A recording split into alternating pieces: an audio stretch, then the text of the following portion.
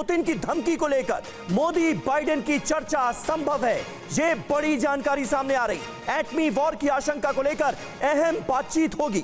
Putin ने दी है परमाणु हमले की धमकी। हम सब जानते हैं कि इस वक्त जंग के मद्देनजर किस तरह के हालात बने हुए हैं। पुतिन ने कहा रूस की अखंडता पर खतरा तो कर देंगे एटमी हमला, और ये हमले की आशंका, एटमी युद्ध छिड़ने की आशंका इस वक्त दुनिया को चिंता से भर रही है। ऐसे में हो रही है ये मुलाकात।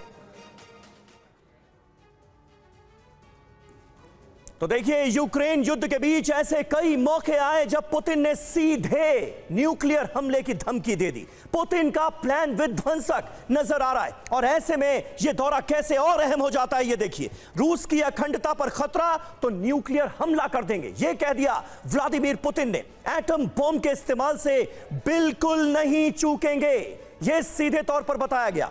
क्रीमिया पर नेटो वेपन से हमला हुआ तो सीधा टकराव मुमकिन है, सीधा टकराव हो जाएगा।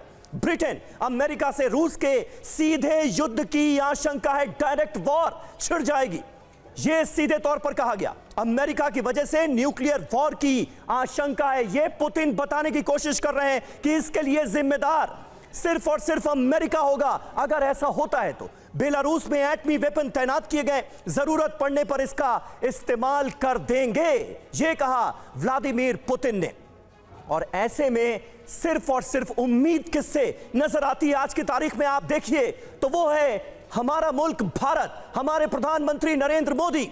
अश्विनी सिवाच साहब हमारे साथ यहां मौजूद हैं। सिवाच साहब, आज जिस तरह के हालात बनते हुए नजर आ रहे हैं, बल्कि यह कहा जाए जिस तरह से हालात बिगड़ते नजर आ रहे हैं, उसमें उम्मीद, एक बड़ी उम्मीद इस वक्त प्रधानमंत्री नरेंद्र मोदी से है। किस तरह से आज उन्हें शांति दूत के तौर पर देखा जा रहा है दोनों ही मुल्कों की तरफ से?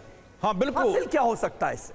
हाँ बिल्कुल समीर, देखो सच्चाई यह है कि आज न्यूक्लियर वेपन का इस्तेमाल करने का खतरा सबसे ज़्यादा बढ़ गया है। आपने बहुत सही बोला कि रूस ने बेलारूस में न्यूक्लियर हथियार डिप्लॉय कर लिए हैं। इसी प्रकार अमेरिका ने 6 जो नेटो की कंट्रीज हैं वहाँ पर अपने न्यूक्लियर हथियार अभी डिप्लॉय किए हुए हैं, और काउंटर ऑफेंसिव स्टार्ट है यूक्रेन का। अगर काउंटर ऑफेंसिव जाता है क्रीमिया की तरफ तो रूस कुछ भी कर सकता है, या उसकी टेरिटोरियल इंटीग्रिटी या सॉवरेनिटी पे कोई दाग लगता है तब भी कहीं ना कहीं न्यूक्लियर हथियार इस्तेमाल होने की चांस बढ़ जाते हैं। और ऐसे मौसम में जहां पर न्यूक्लियर हथियार इस्तेमाल हो सकते हैं, अगर यूज होते हैं, पूरे वर्ल्ड का सत्यानाश हो जाएगा। तो ऐसे में भारत के जो प्रधानमंत्री हैं प्राइम मिनिस्टर मोदी, वो एक प्रकार सेविंग ग्रेस का काम कर रहे हैं, एक लाइट दिखाने पूरे वर्ल्ड को, क्योंकि उनके रिलेशन जो हैं रूस के साथ भी अच्छे हैं, अमेरिका के साथ भी अच्छे हैं, यूक्रेन के साथ हैं। जैसे रूस को उन्होंने, एक ही लीडर हैं जिसने पुतिन की आंखों में आंखें डाल के समरकंद में बोला था this is not an era of war, ये डायलॉग और डिप्लोमेसी शांति करो। इसी प्रकार उसने नेटो और बाकी अमेरिका को भी बार बार ये बताया कि अगर आप इस तरीके से हथियार यूक्रेन को देते रहेंगे तो ये लड़ाई कहां चली जाएगी, कहीं न्यूक्लियर हथियार की तरफ ना चली जाए, ये आपको सोचना पड़ेगा। मुझे लगता है कि एक भारत के प्रधानमंत्री प्राइम मिनिस्टर मोदी एक ऐसे लीडर हैं जो कि इसके अंदर शांति दूत का भी काम कर सकते हैं, क्योंकि दोनों के पक्षों को एक प्रकार समझने के लिए एक ऐसा लीडर चाहिए जो कि एक न्यूट्रल हो, स्ट्रेटेजिक ऑटोनॉमी का मुजाहरा कर रहे हो, जो दोनों की तरफ बिल्कुल सही आप कह रहे हैं। प्रसून जी भी हमारे साथ इस वक्त जुड़ चुके हैं, विदेश मामलों के जानकार। प्रसून जी, किस तरह से आप भारत के रुख को आंकने की कोशिश करेंगे? पहले यह बताना कि ये युद्ध का नहीं है, और दूसरा, अभी ताजा इंटरव्यू में जिस बात का प्रधानमंत्री नरेंद्र मोदी ने जिक्र किया है उसे आप कैसे देखते हैं, जिसमें साफ तौर पर यह बताया जा रहा है कि भारत का रुख तटस्थ लगता जरूर हो लोगों को, लेकिन है नहीं, हम शांति के पक्षधर हैं। जी बिल्कुल, अगर देखिए ना सिर्फ भारत का इन्फ्लुएंस है, भारत के पास प्लेटफॉर्म भी है। अभी भारत चाइना और रशिया से एससीओ में मिलेगा, फिर G20 के लिए भी सारे राष्ट्राध्यक्ष इधर आएंगे। तो ऑन ग्राउंड जो डिप्लोमेसी और इन्फ्लुएंस है भारत का वो बढ़ रहा है, और ऑन ग्राउंड उसके इफेक्टिव रिजल्ट्स भी दिख रहे हैं।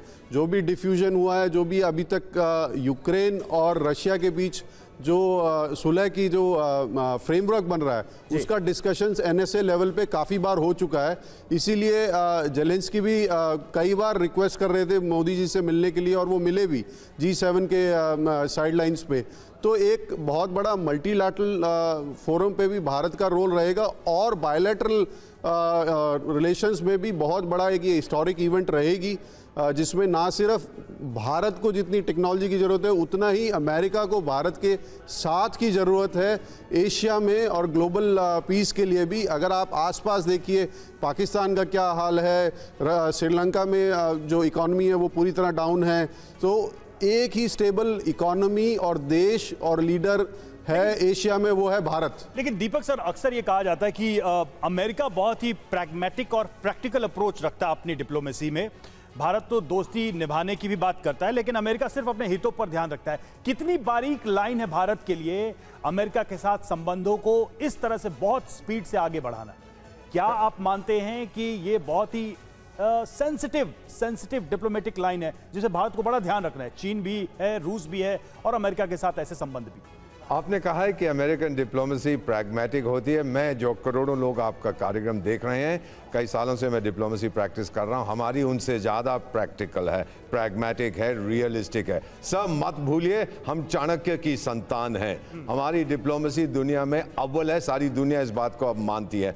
जो कुछ हम करेंगे, हम प्रो वेस्ट नहीं हैं, हम प्रो ईस्ट नहीं हैं, हम प्रो इंडिया हैं। हम वही करेंगे जो हमारे हित में होगा। आपको मालूम है 1990s में अमेरिका ने कहा था अपना न्यूक्लियर प्रोग्राम बंद करो, मिसाइल प्रोग्राम बंद करो। इसरो में कांड भी हुआ था नंबी नारायण का, हमने बंद नहीं किया, हम आगे बढ़ते गए। अमेरिका भी ये समझ गया है कि भारत पर दबाव डालोगे तो ये और तेजी से उसी रास्ते में जाएंगे जो इनके हित में होता है।